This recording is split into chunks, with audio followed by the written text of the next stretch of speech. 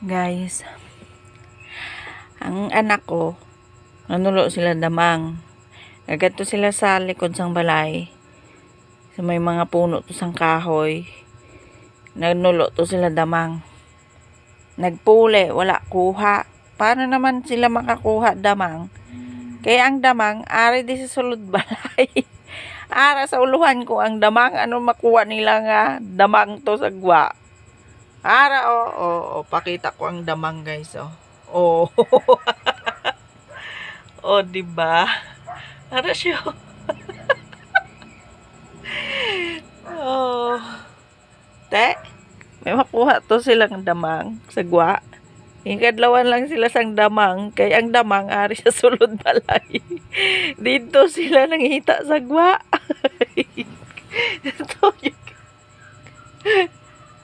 Hindi na tagbalayon, guys. Damang ginaya nga ginapaupas.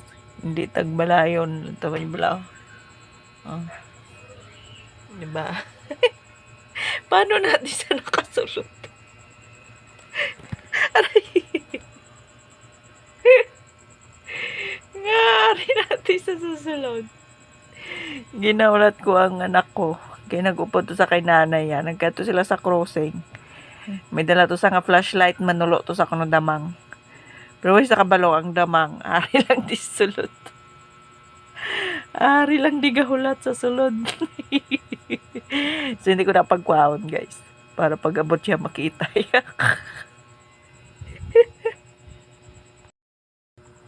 Pila ka bilog kwa mo nga damang nanulo ka? Ha?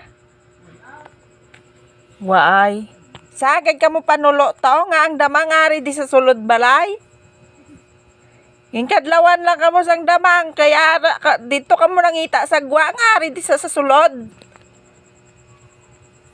Lantawa di bala Ari di ang damang sa sulod dito ka mo nangita sa gwa. Kadlaw lang ang damang sa inyo. Lantawa di bala ari ding damang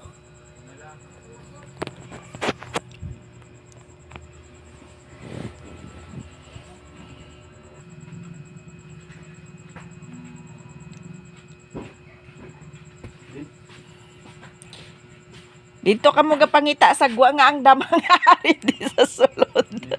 Ginkadlawan ka mo kadamang. Ano ni sa gwa man na gani? Ginkadlawan lang ka mo sa damang. Naging buhay ko man ta yung buhay ang man sa gwa. Aro. Kuha na. Bigay lang. Nanulo sila, wala kuha. Ang damang ari di sa sulod.